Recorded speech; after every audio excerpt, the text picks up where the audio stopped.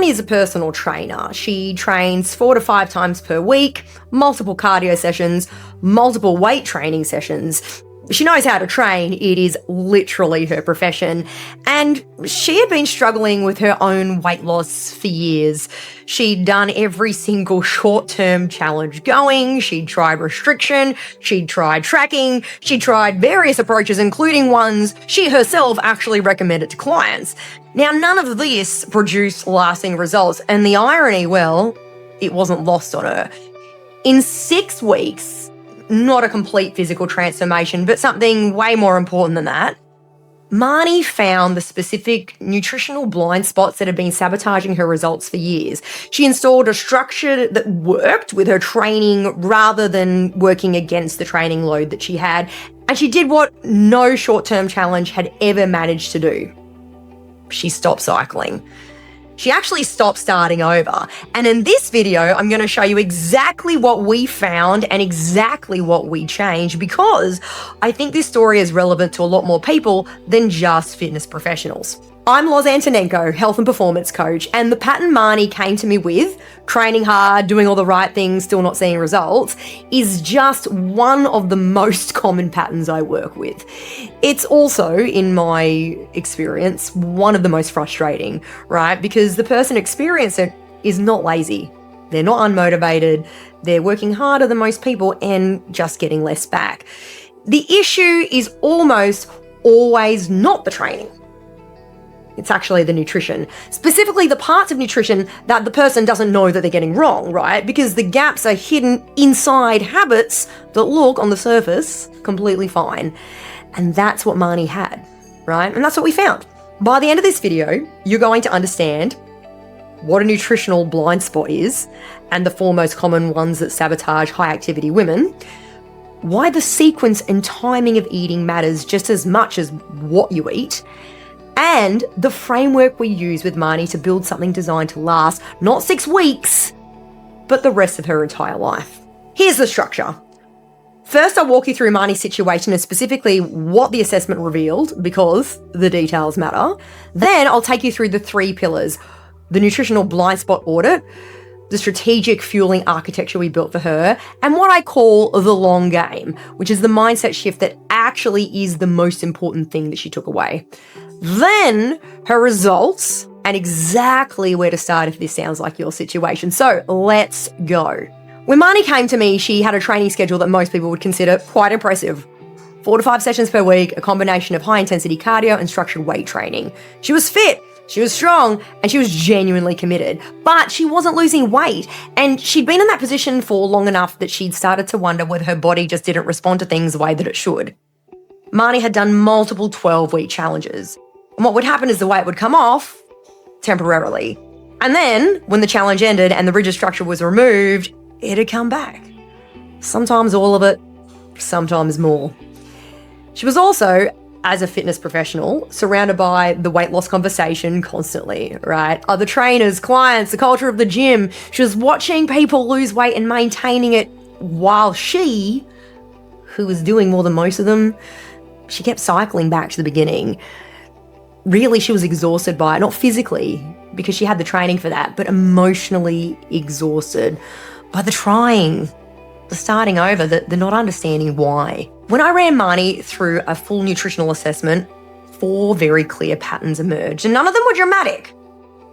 All of them were significant. Blind spot 1. She was regularly skipping breakfast or eating something minimal and delayed her first substantial meal until much later in the morning or even midday. For a woman who's training 4 to 5 times per week, this is a significant problem because the body coming out of a night's sleep is already in a state of depletion. Delaying fueling, particularly protein, means the body is running in a catabolic state for several hours. Muscle tissue is then broken down for fuel.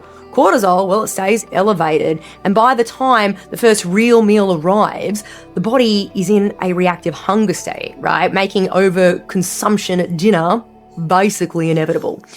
Blind spot number 2, her protein intake was substantially insufficient and the deficiency was concentrated in the first half of the day. She was consuming protein at dinner, which is totally typical, but across the morning and afternoon, the period when her body most needed it for recovery and regulation, her protein intake was close to zero. Fruit juice in the morning, a light lunch, whatever came to the hand in the afternoon. Blind spot number 3. She was relying heavily on liquid calories, primarily fruit juice, which she thought was a health food. So, juice is not a health food in the way that most people believe. The fibre, well, it's typically been removed. And what remains is concentrated sugar and, some micronutrients. It enters the bloodstream very, very quickly, spikes blood sugar, and then it drives insulin response that promotes fat storage. It is actually the opposite of satiating, meaning that it actually adds significant calories without reducing hunger really at all. And Marnie, well, she was consuming it at the start of the day when her blood sugar management was already really, really vulnerable. Blind spot number 4. She was eating really late at night, often past 9 p.m, and those late night meals were, both large and quite carbohydrate heavy. Now, this is the direct downstream consequence of blind spots 1 and 2, right? When the body has been underfueled all day, it arrives in the evening in a significant caloric and also protein deficiency space. The hunger at this point, it's not psychological, it's also physiological, and it's real and it's urgent. And a tired, hungry person at 9 p.m. makes very different food choices than a well-fueled person at 7 p.m. 4 blind spots, right? None of them visible from the outside, but all of them compounding each other and together creating a very, very poor eating pattern that was almost perfectly designed to prevent fat loss. And in a woman who was training as hard as most people who she was surrounding herself with in the gym. I want to name something explicitly here because I think it's important for anyone watching who recognizes themselves in Marnie's situation. Effort. It wasn't Marnie's problem. She actually had effort in abundance. The problem was the architecture around the effort, specifically the nutritional structure that was either absent or misconfigured in ways that she couldn't see from inside it. This is why getting an outside assessment matters. Not because you're incapable, but because the blind spots are, by definition, the things that you can't see. You can't identify a gap in something that you believe is complete. What Marnie needed wasn't more discipline. She had heaps of that. She needed a different set of inputs, strategically placed, timed correctly, and designed to support the training load that she was already carrying. So let me walk you through how I run a nutritional blind spot audit, because I think understanding the actual process helps explain why it surfaces things that self-assessment often misses. Step number 1. We look at the full daily eating pattern, not just what is eaten, but when, in what context, and in what psychological and physiological state, right? A food diary that lists meals without timing is completely incomplete. Timing is where many of the most important patterns live. Step number 2. We map the macronutrient distribution across the day, not just total protein, but protein per meal and per eating window. For high activity women, the distribution of protein across the day is as important as the total quantity. Consuming most of your protein at dinner means your body spent the majority of the day in a recovery deficit. Step 3. We identified the liquid calorie load. Now, this is consistently one of the most under-recognized sources of caloric excess. Coffee with milk, fruit juice, protein shakes, smoothies, sports drinks. These are all calories that most people don't count as food because they're drinks. But the body, it absolutely keeps the score and it counts them. Step 4. We look at the eating window, specifically the late night window. When does eating stop? What is being consumed in the last 2 hours before sleep? What is the caloric and macronutrient profile of late night eating? And crucially, what's driving it, right? Is it genuine hunger or is it the end of day compensation that follows insufficient fueling during daylight hours? Step 5, we look at stress, sleep, and cortisol patterns because these directly influence hunger hormones, food cravings, and fat storage. A woman who's underslept and chronically stressed will have a measurably different physiological response to the very same food than one who is well rested and regulated. You cannot assess nutrition in isolation from the body it's going into. For Marnie, the audit produced a very clear picture very, very quickly. Her eating window was wrong. She was starting food intake too late in the day and ending it too late at night. This compressed her fueling into the second half of the day, which is the worst time from a metabolic and recovery standpoint. Her protein was backloaded. Almost all of it was at dinner. Her muscles, trying to recover from morning or lunchtime training sessions, were waiting literally 8 to 10 hours for the building blocks that they needed. Her liquid calorie intake, it was substantial. The fruit juice alone was adding several hundred calories per day in a form that spiked blood sugar, provided zero satiety, and contributed to the insulin environment that was making fat loss harder. And her late night overeating wasn't a willpower failure. It was a mathematically inevitability. Given what she'd consumed during the day, her body was arriving at dinner in a caloric and protein deficiency that made moderation physiologically difficult. The pattern was coherent. Once you see it, the fix was also coherent. The second pillar is what I call strategic fueling architecture, and the word architecture is very deliberate, right? Because what we're building wasn't a diet. It was structure, a framework that was designed specifically for Marnie's training load, her schedule, and her physiological needs.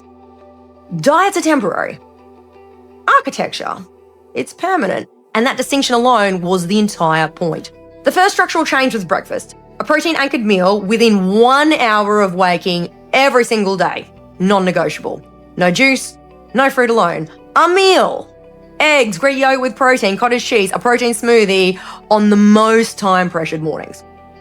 For Marnie specifically, given her training schedule, we also introduced the concept of training-adjacent fueling. Once she trained in the morning, we worked out a pre-training and post-training protein protocol that ensured her muscles had exactly what they needed, both going into and coming out of the session. Within the first week, her energy levels during afternoon sessions improved. Her coach brain, it engaged with this immediately, and she recognized the connection between morning fueling and afternoon performance because she'd explained that exact connection to her actual clients, but she hadn't just been applying it to herself. The second structural change was distributing protein across the day rather than concentrating it at night. The target we worked towards was a meaningful protein hit at each of her 3 main meals, i.e. breakfast, lunch, and dinner. Not a precise gram count that she dogmatically had to track obsessively, but a structural principle. Every single meal has a protein anchor.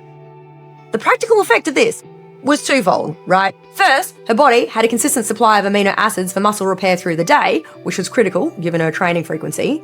Second, her hunger and cravings in the evenings reduced significantly because she was no longer arriving at dinner in a protein-depleted, hormonally dysregulated state. By week 3, late-night overeating had reduced substantially, not because she was restricting herself though, but because she wasn't hungry enough to overeat. Now, the need had actually been addressed earlier in the day. The third structural change was removing fruit juice entirely and significantly reducing other liquid calories. Now, I want to be clear about why this matters, because fruit juice has a health halo, and this can make this recommendation feel a little bit counterintuitive. Fruit juice is not equivalent to fruit. When you juice fruit, what you do is you remove the fiber, which is the component responsible for slowing sugar absorption, promoting satiety, and feeding beneficial gut bacteria. But what remains is essentially sugar water with vitamins. Yeah, it enters your bloodstream quickly, spikes your blood sugar, drives insulin response, and does absolutely nothing to make you feel full. For Marnie, who was consuming juice regularly in the morning, this was creating a blood sugar environment that promoted fat storage right at the start of the day, even before she'd done a single thing. And so we replaced juice with water and whole fruit where she actually wanted some sweetness. So simple change, significant impact on the metabolic environment of her mornings. The fourth structural change was closing her eating window. So the goal was to have the last meaningful meal of the day complete by 7 or 7:30 where possible. Not as a rigid rule though, but as a structural target. Now the reason this matters is partly metabolic. The body processes food differently in the evenings as the digestive and hormonal systems begin their wind down process, but also, critically, sleep quality. Eating a large carbohydrate heavy meal late at night, it elevates blood sugar and body temperature at exactly the time the body needs both of those things to be decreasing for quality sleep to actually occur. Poor sleep, well, it elevates cortisol. Elevated cortisol promotes fat storage and increases hunger the following day, which then drives more overeating, which then drives more poor sleep. As you can see, it's a cycle, and the most accessible entry point to breaking this cycle is the eating window. As Marnie closed her eating window and her sleep quality improved, the downstream effects, i.e. recovery, energy, training performance, and ultimately body composition, they all began to improve in tandem. I want to talk about something that I think is just as important as the 4 structural changes we made, and it's the thing I believe made the difference between this actually working long term and becoming another entry in the list of things that Marnie had tried in her entire life. Marnie's history with nutrition was a history of short-term challenges. 12-week programs, 6-week cuts, 30-day resets. Right, she was really good at them. She could do a challenge. She had all of the discipline she needed to do all of those things. The problem was the relationship she built with nutrition as a result, because when you do a 12-week challenge, you're not building a sustainable system. You're performing a temporary sprint. And when the sprint ends, you stop. And when you stop, the habits of the sprint were suppressing, well, they just come back because they were never actually addressed. Yeah? All they were was overridden for a few weeks by the momentum of the challenge. Now, Marnie told me that she'd started so many challenges that she'd actually begun to anticipate the feeling before she started, right? The feeling of failure. Not consciously, but there was a quiet background assumption that this, like everything else in her life, it'd work for a while and then stop. That's what repeated short-term failures produce. Not just a body that hasn't changed, but a belief system that expects not to change. The Mojo method is not a challenge. It has no end date. It has no finish line where you stop and return to normal, right? What we built with Marnie was a progressive protein prioritization approach, meaning that it had a nutritional framework that simply started and became more refined over time at a pace she controlled without any point at which she's doing something that she can't sustain indefinitely. The question we used to guide every decision was this: is this something Marnie can do for the rest of her life? Not, is it optimal? Not, is it the fastest possible approach? Can she do it indefinitely without sacrificing her enjoyment of food, her social life, or her sanity? That's the question. If the answer was no, we modified it until it was yes, because a strategy you can maintain at 80% compliance indefinitely will always outperform a strategy you can maintain at 100% compliance for 6 bloody weeks. That's not compromise. That's mathematics. One more element of the long game that's worth naming: accountability. Marnie, as a personal trainer, she knew the theory. She knew protein mattered. She knew meal timing mattered. She'd read the research, but knowing and implementing are 2 very different things, especially when you're implementing for yourself rather than for a client. Having a structured check-in system, i.e. someone who was reviewing her progress, identifying what was working, adjusting what wasn't, it created an external accountability layer that her self-directed attempts had basically lacked. Not because she needed someone to police her though, but because it raised the stakes of her own commitments, but just enough to bridge the gap between knowing and doing. That gap between knowing and doing is where most progress dies. Accountability is what closes it. Here's what the 6 weeks looked like in practice. Week 1, the audit. We mapped everything: eating timing, protein distribution, liquid calories, training schedule, sleep patterns. No changes yet though, just clarity, but on the full picture. Week 2, we installed breakfast and introduced the morning protein protocol. Fruit juice, completely removed. It was replaced by water. And this was the most significant single change. Within 5 days, Marnie noticed the difference in her afternoon energy and training performance. Week 3, protein distribution adjusted across the day. A protein anchor at every meal, not precise tracking, just the structural principle. Late night overeating began to reduce as the daytime fueling improved. Week 4, eating window management introduced. So target, last meal completed by 7:30 p.m. at the latest. Sleep quality began to improve. Cortisol markers, reflected in morning hunger and energy, began to normalize. Week 5, refinement. We adjusted the specific carbohydrate timing that worked best for Marnie's training. High carbohydrate intake around training sessions, lower later in the day. And this is the carbohydrate tolerance work, right? Recognizing that when you eat carbohydrates matters as much as how much. Week 6, consolidation and long-term planning. So we reviewed every element of the framework and confirmed what was actually sustainable. We built the maintenance protocol, i.e. the simple version of everything we'd established that she could run on autopilot going forward. If you're a high activity person who's working hard and not seeing results, or a fitness professional who recognizes these blind spots in yourself, here's a sequence to start with. Day 1, run a self-audit. Write down everything you eat and drink for 3 days with times. Include liquid calories. Look at when your protein appears across the day. Look at when your eating ends in the evening. You will almost certainly find something in there that you actually weren't aware of. Week 2, install breakfast. Protein anchored within an hour of waking. If you're training in the morning, add pre or post protein elements. Week 3, distribute protein. At every meal, not a gram count though, a structural rule. Every meal, it has a protein anchor. Week 4, look at your liquid calories. Coffee with milk, juice, smoothies, sports drinks. If you're consuming more than 200 liquid calories a day, investigate whether those calories are actually serving you. And throughout all of this, ask the question Marnie didn't think to ask for years. Is this something I can do for the rest of my life? If the answer is no, well, it's probably not the right strategy regardless of how fast it might work in the short term. Let me give you the full picture of what 6 weeks produced for Marnie. Nutritional blind spots identified and closed, all 4. Protein distribution, corrected and now consistent across the day. Liquid calorie intake, significantly reduced, juice eliminated. Late night overeating, substantially reduced as a direct consequence of improved daytime fueling. Sleep quality, improved. Training recovery, improved. And she noticed this in her performance and also in her post-training soreness, and body composition beginning to shift in the direction she'd been trying to achieve for years. But the result I want to emphasize, because I think it's the most significant, is this. Marnie stopped cycling. She stopped starting over. After years of temporary sprints followed by resets, she actually had a structure she could maintain indefinitely, one that was progressive rather than punishing, flexible rather than rigid, and designed for the rest of her life rather than the next 6 weeks. That is what the long game produces, and it's worth more than any number on the scale. Every 12-week challenge Marnie had done previously shared the same fundamental design flaw. They were designed to end. The nutrition was constructed around a finish line, which meant the habits were never fully internalized and only temporarily adopted.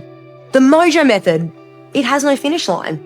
The framework starts simply because more refined over time, it is designed to be maintained indefinitely. And the goal isn't to complete something. The goal is just to stop starting over. 3 pillars, 1 structural overhaul. Pillar 1, the nutritional blind spot audit. Map the full pattern, timing, distribution, liquid calories, eating window, because the gaps are often invisible from the inside the system. Pillar 2, strategic fueling architecture. Build a nutritional structure designed for your training load, for your schedule, and for your physiological needs, with protein distributed across the day and the eating window managed for recovery and sleep. Pillar number 3, the long game. Stop chasing short-term challenges. Build something you can maintain indefinitely, because 80% compliance forever beats 100% compliance for 6 weeks every single time. If you take one thing from Marnie's story, the effort was never the problem, but the architecture was. The architecture is fixable, usually in less time and with less sacrifice than you've actually been led to believe. You don't need to try harder. What you do need is to try differently. If Marnie's story is your story, if you're training consistently and not seeing results, or if you're a fitness professional who recognizes these blind spots in yourself, I want to help you find your specific gaps. The link below takes you to the Fix Your Mojo quiz, our free 2-minute diagnostic that identifies exactly what's getting in the way of your results and points you straight to the fix. The quiz identifies exactly what's getting in the way for your specific situation in the under-eating trap. And it helps you figure out whether the Mojo method is the right fit for where you are right now. No sign up required, no pitch, but just clarity on what your body actually needs. The quiz, well, the link to that is in the description below, and it takes 2 minutes, but the results are immediate. And if you're a personal trainer watching this, particularly one who's in Marnie's situation of training others while quietly struggling with your own results, I want you to know that this is way more common than the fitness industry acknowledges. There's no shame in it, but it's fixable. Link is in the description below. Thank you so much for watching. See you in the next one.